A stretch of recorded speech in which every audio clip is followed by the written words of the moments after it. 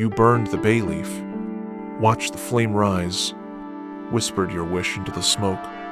But the fear didn't leave, because you cleared the air, but not the fog inside you. And that's why, until you place this stone in salt, your anxiety will keep calling money away. We've used salt to clear space. We've burned bay leaves to release beliefs. But some weight doesn't live in the air around you. It lives inside you, in that quiet pressure in your chest. Every time you check your bank account, in the stories looping in your head that say, you're not doing enough, it's too late, money is always just out of reach. That's where Citrine comes in. Not to pull wealth in, but to part the fog, so you can finally see what's already flowing toward you. And when you place citrine in salt, you don't just cleanse a stone. You create a still space where clarity awakens.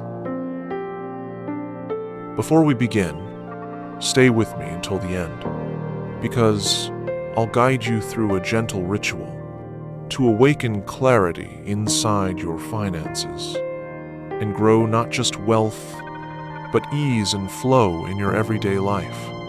And if this message resonates with you, share your story in the comments. Tell me what you felt and what you're ready to release. This video is part of a deeper journey, so don't stop here. There's a whole playlist waiting to guide you, one ritual at a time. You placed the salt jar. You lit the candle. Maybe you even burned the bay leaf. But the fear? It stayed, quiet, lingering, like a fog behind your eyes. Most rituals clear the space around you. But what about the fog inside you? That moment when money comes in, but your body still tenses. When even a small bill sends your mind into spirals. The salt worked. The smoke cleared. But if the fear is rooted in your perception, no ritual can shift it until you see it. You did the ritual. You cleansed the corners. You lit the candle. But every morning after, your chest still felt tight. Your thoughts still spiraled. That's because rituals work on the outer field, the space around you. But the most persistent blocks don't live outside. They live in your inner atmosphere. The fog isn't in the room. It's in the way you feel. When you look at your bank account, in the loop that says, I'm not ready, it won't last, something always goes wrong. This kind of fog doesn't burn away with smoke. It settles quietly. In your nervous system, in your gut, in your tone of voice when you talk about money. And unless you see it clearly, you'll keep doing all the right rituals, but still feel wrong inside. Because the block isn't just energy, it's confusion, not about what money is, but about what it means to you. And until you're clear on that, the flow won't fully open. Psychology has a name for the state you were in. Even after the ritual, cognitive fog. It's what happens when the brain is overloaded by unresolved tension, especially around money. You can clean your space, but if your thoughts keep looping, clarity won't stick. When financial anxiety rises, the amygdala, your fear center, takes control. It shuts down the prefrontal cortex, the part responsible for vision, planning, and trust. This doesn't just affect how you think. It shifts your entire energetic field into contraction. That's why, even after burning incense, lighting candles, saying the right words, you might still feel like abundance is far away. It's not about what's around you. It's about what your system is broadcasting. And the truth is, no ritual can override a field that is still full of noise. Until the inside becomes quiet, the outside will always echo confusion. There's a silence that comes after you finish a ritual. The candle is out. The salt is placed. The smoke has cleared. And yet, there's still a tightness in your chest. A quiet voice that asks, "Why don't I feel better? Why is the fear still here?" You follow the steps. You do what you've been told. But deep down, something still feels foggy. And that's when you realize the ritual shifted the space, but not the story inside you. Because the deeper blocks aren't in the corners of the room. They're in the corners of your beliefs, in the silent agreements you've made with fear. The ones that say, "It's never enough. It always disappears." And no matter how much you cleanse your home, if you don't meet those thoughts with clarity, they stay. So maybe it wasn't the ritual that failed. Maybe it worked, but only on the surface. Because some fog doesn't lift with incense or flame. Some fog lives deeper, in the way you see money, in what you believe it means about you. And to clear that kind of fog, you don't need more salt. You need something else. Something warm. Something golden. Something that helps you finally see not just what's around you, but what's been inside you all along. You've probably heard, use crystals to manifest more. But what if not every stone is meant to pull something in? What if some are here to help you finally see what's already around you, but hidden by fog? Most people reach for citrine, thinking it will bring them wealth. But citrine isn't a magnet. It's a mirror of light. It doesn't attract what you don't have. It helps you finally recognize what you do. This isn't about pulling more. It's about turning on the light. In the room you've been standing in all along, citrine isn't the stone you use to ask for money. It's the stone you use to finally understand money. Because here's the truth. Most people don't actually want more. They want to feel clear when they have it. Clear about how to use it. Clear about how to keep it. Clear about why it comes and why it leaves. In Feng Shui, citrine is linked to the earth element, but it carries the glow of the sun, the golden fire of your third energy center, the solar plexus.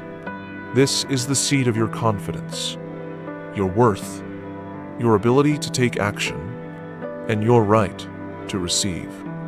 So when money flows to you, but you're blocked by self-doubt, guilt, or fear, it's not a lack of abundance. It's a lack of clarity. Clarity that says, yes, this belongs to me. Yes, I can hold this. Yes, I know what to do with it. Citrine isn't for manifesting from desperation. It's for opening the eyes of someone who already has access, but forgot they're worthy of seeing it. The stone doesn't attract. It reveals. And when you see clearly, money stops hiding. Energy healers often describe citrine not as a magnet, but as a lens cleaner. And science quietly agrees. Studies in color psychology show that yellow light stimulates the left hemisphere of the brain, the side connected to logic, confidence, and planning. This glow doesn't just uplift mood. It helps people make clearer decisions, especially around money and self-worth. But there's more. In crystal resonance therapy, citrine is used to balance the solar plexus chakra, the energy center tied to personal power and financial identity. When this center is blocked, you second-guess every financial move. You shrink, you delay, you hoard, or overspend, not because money is evil, but because your system is unclear on how to feel safe with it. Placing citrine near the body has been shown to gently regulate emotional response, especially in those with money shame or a pattern of scarcity thinking. It slows the nervous system, quiets limbic reactivity, and brings you back to center. That's why citrine in your space doesn't shout. It whispers. You're not behind. You already have access. You just needed to see it clearly. I used to think I had a money problem. I counted every dollar, budgeted, burned bay leaves, charged my salt under full moons. But the tension never left my chest. Then one day, I held a small piece of citrine. Nothing fancy, just warm and gold. And something strange happened. I didn't feel richer. I didn't get a windfall. I just felt clear, like the fog had lifted, like I finally saw where I was leaking energy, like I knew what to stop doing, and what to finally trust myself to begin. That week, I made a choice I'd been avoiding for months. It didn't guarantee more money, but it felt aligned. It felt right. And what followed was ease. A client I didn't expect. A refund I didn't ask for. A quiet sense of, so this is what wealth feels like when it's calm. I didn't manifest $1 million. I manifested a moment where money stopped being the enemy and started feeling like a conversation. And it all began with clarity. Clarity is delicate. It glows like a candle in the wind, strong but easily scattered. And that's where salt returns. Not as a power source, but as a still place to let the light of citrine fully settle, because you've found the lens. Now, it needs a frame. You've heard it before. Place the stone in salt, but no one ever told you why. Not to cleanse it, not to charge it, but to give it silence, so its clarity can finally speak. In this ritual, salt is not the active force. It's the neutral ground, the soft earth under your feet. Citrine holds the light. Salt holds the space for that light to settle, without noise, without interference. Imagine citrine as golden sunlight, streaming through a window. If the air is filled with dust, the light scatters. You still see it, but it's blurred, broken, hard to focus. That's what happens to clarity when it's surrounded by energetic noise. Thoughts spinning, doubts circling, fears clinging like static. Salt becomes the clear air, the still surface. It doesn't add to citrine. It steps aside. It doesn't command. It listens. That's the gift of salt in this ritual. It doesn't try to lead. It holds space for the citrine's intelligence to emerge, slowly, fully, without disruption, like a sacred pause before a deep truth is spoken. Most people overload their rituals: candles, chants, oils, music.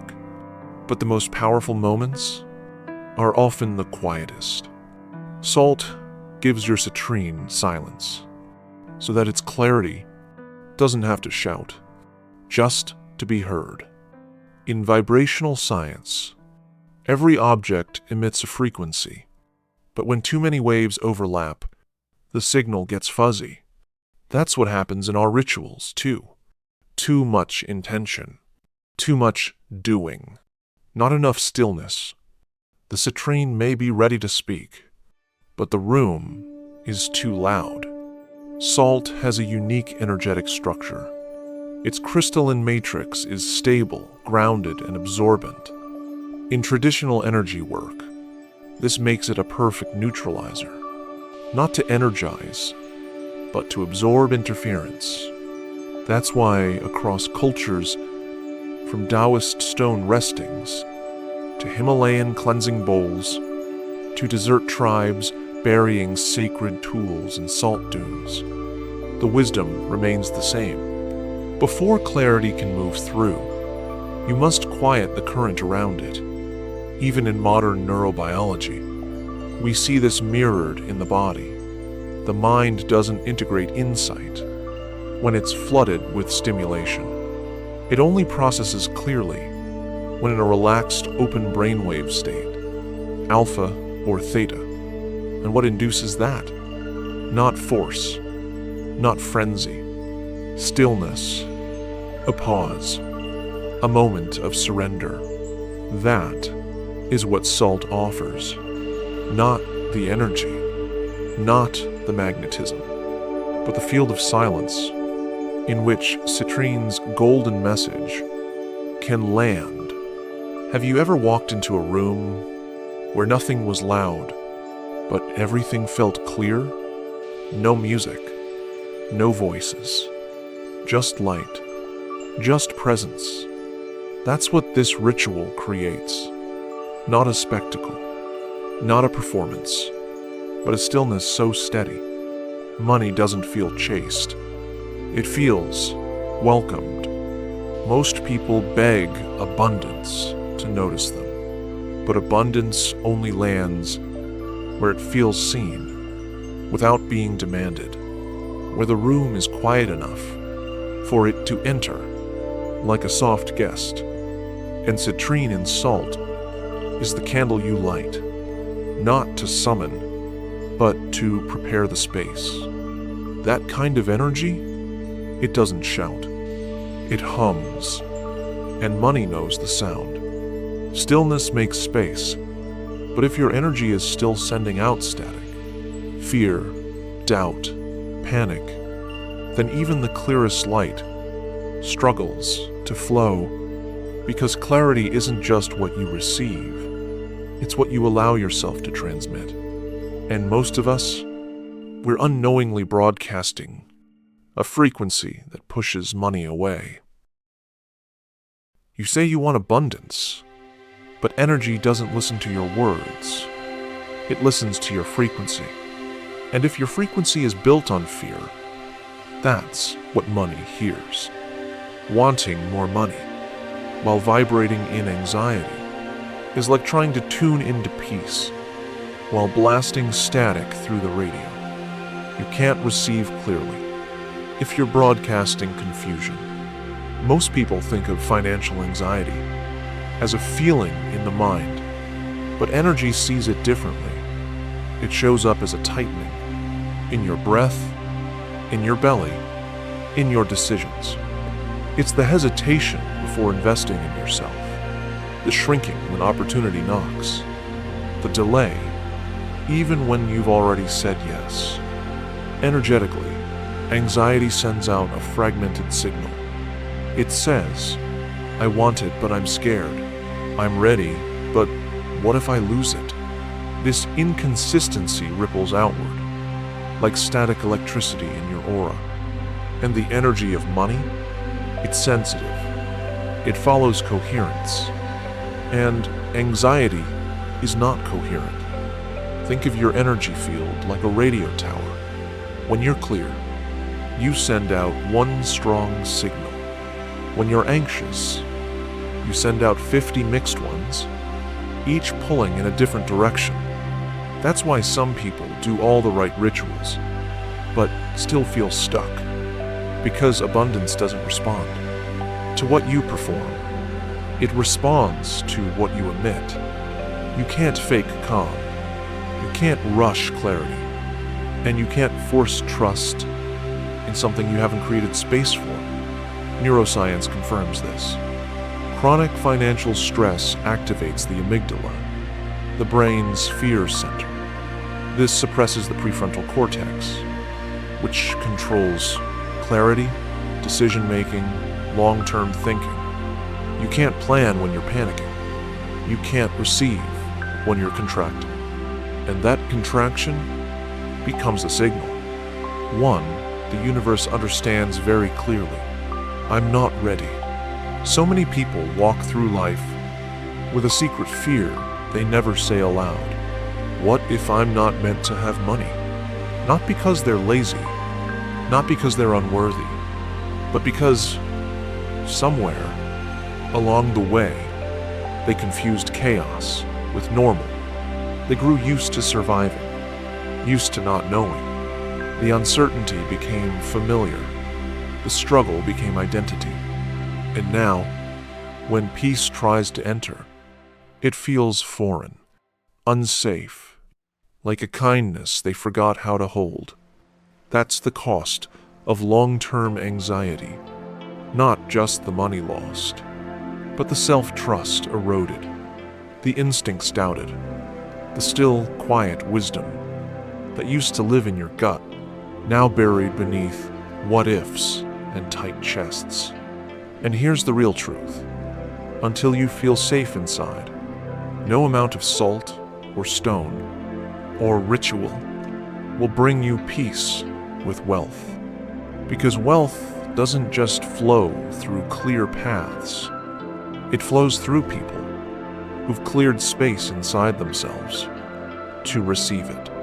Financial anxiety isn't just stress. It's a frequency your body remembers. When you live in fear, your energy becomes incoherent, pushing wealth away, even when you're calling it in. You don't need more affirmations. You need a still field where clarity can stay. Salt alone won't fix it. But when paired with citrine, the fog lifts, the noise calms, and money finally has space to arrive. Because the truth is, wealth doesn't follow desperation. It follows peace. So now, you understand. The fear wasn't about numbers. It was about noise. The fog wasn't outside. It was inside your field. But clarity, even when found, needs a place to land. And this is the moment we make space for it. Not in theory, not in thought, but in ritual. To begin this ritual, prepare a small, clear glass jar, the kind that lets light pass through without distortion. You'll also need a pinch of natural salt, sea salt, rock salt, or Himalayan pink, something simple and honest, grounded in the earth's memory. Find a citrine crystal, not the biggest or most perfect, but one that feels warm in your hand, like a tiny sun that has something to say. Take a small piece of paper and keep a white candle nearby. White for truth, for softness, for the light that doesn't blind. And finally, a small, safe dish where you can burn the paper gently. No drama, no spectacle, just release. These are not props. They are symbols, containers of meaning, waiting for your intention to wake them up. Step 1. Name the fog. Before you begin, pause, close your eyes, and take a breath. Not the kind that fills your lungs, but the kind that listens. Listen to what your body says. When you think about money, where does it tighten? Your chest? Your throat? Your stomach? Let the sensation rise. Don't fix it. Just feel it. Now, gently ask yourself, what am I afraid of? What thought keeps circling when I'm alone? Don't try to sound wise. Don't spiritualize it. Just write it down. Raw. Real. Honest. Maybe it's, I always lose it once I get it. No matter how hard I try, it's never enough. I don't trust myself to manage abundance. Whatever it is, write it on the paper. One sentence. That's all. This is not a journal prompt. This is an exhale. You are taking the fog out of your mind and giving it form. So later, you can give it fire. Step 2. Create the field. Take your glass jar and hold it in both hands. not like a tool, but like a vessel, a clear container for something invisible but powerful. You're not just filling it with salt. You're creating the field, the energetic space, where clarity will know where to land. Slowly, gently, pour the salt in. Let it fall like sand in an hourglass. Feel the rhythm. Hear the soft sound it makes. Let it calm your system. As the salt settles, whisper softly, not to the air, but to the field around you. I create stillness within. I prepare space for peace to arrive. This is the pause, the quiet foundation. The salt doesn't speak. It listens. It absorbs the last of the static. It grounds the ritual in Earth's knowing. And in this moment, it becomes more than a mineral. It becomes a promise that you are ready to receive without fear. Step 3. Place the light. Now, take your citrine. Hold it in your hand for a moment. Let it warm in your palm. This isn't just a crystal. This is the part of you that sees clearly, even when everything feels unclear. The part of you that doesn't panic in chaos. The part that trusts that clarity isn't found. It's remembered. Slowly, gently, place the citrine in the center of the salt. Not buried. Not forced. Let it rest, like light settling into still water. Then close your eyes and whisper softly, "Clarity, you are welcome here. May your light stay with me." In this moment, if you're not placing a stone, you're placing an invitation for insight, for focus, for the quiet knowing that you already have what you need once you stop searching and start seeing. Step 4. Release the static. Take the paper you wrote on, the one sentence, the fog you gave a name to. Hold it in your hands. Feel it, not as words, but as energy. The belief that's lived in your body, the thought that's shaped your choices, the loop that whispered, "Not yet, not for you." Now light your candle. Watch the flame dance. This is not destruction. This is release. When you're ready, bring the paper close to the fire and let it burn. No rush, just breath, just presence.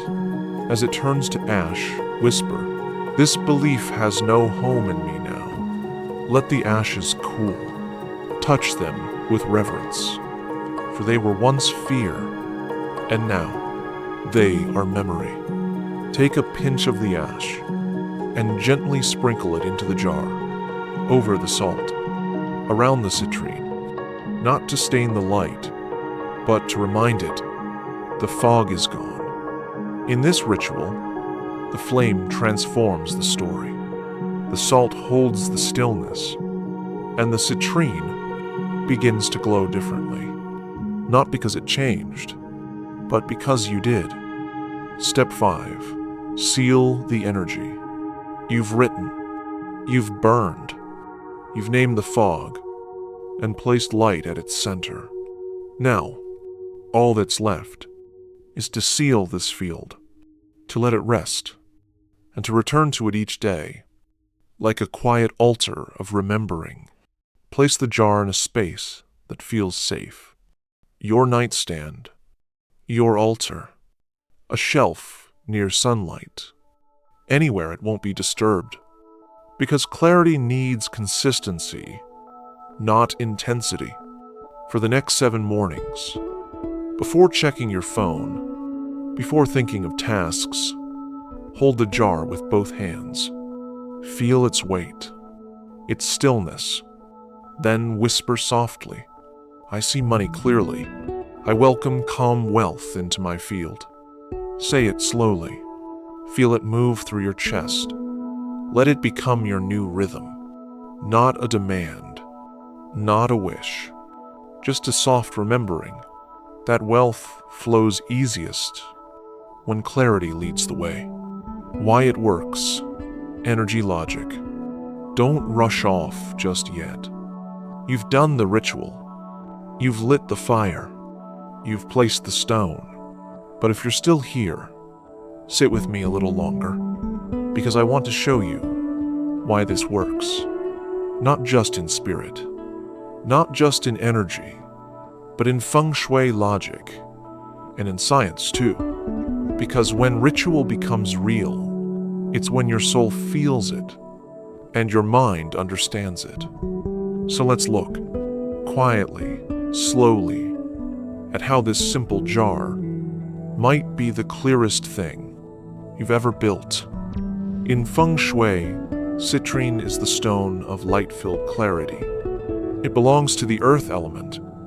It shines with the golden hue of yang fire, bringing confidence, focus, and direction into your chi field. When you place citrine in salt, you create an energetic triad. Salt earth absorbs, stabilizes, holds the field. Citrine fire activates insight, clears mental fog. Ash metal marks release, completion, and reset. Together, they balance the 5 elements and form a field of clarity strong enough to change how wealth responds to you. But it's not just symbolic. There's real science underneath. Salt has a natural, crystalline lattice, which makes it able to absorb static, radiation, and subtle biofields. It's used in energy work to ground chaotic frequencies. Citrine, meanwhile, reflects yellow spectrum light, which research shows stimulates the left hemisphere of the brain, increasing focus, decision-making, and inner calm. It also resonates with the solar plexus chakra, your energetic center of confidence, boundaries, and value. Burning the belief paper and adding the ash creates what energy psychology calls a closure loop. Your nervous system recognizes the act as a completed emotional cycle. And the 7-day repetition? It's not superstition. It's neural patterning. Each time you whisper the affirmation, your brain rewires how it relates to money, shifting from threat response into clarity, safety, and quiet trust. This ritual isn't just pretty. It's precise. It gives your energy a language and your mind a rhythm it can follow, so that money doesn't just arrive, it stays. This is not magic. It's resonance. And resonance begins with intention made visible. Now you understand not just what to do, but why it shifts you. Why salt matters, why citrine speaks, and why stillness is sometimes the loudest signal wealth can hear. So don't rush to do more. Don't search for the next thing. Just let this ritual settle, like light sinking into water. Let it become a part of your field, quiet, certain, because from here, we don't chase wealth. We welcome it. The jar is complete, but something else has shifted.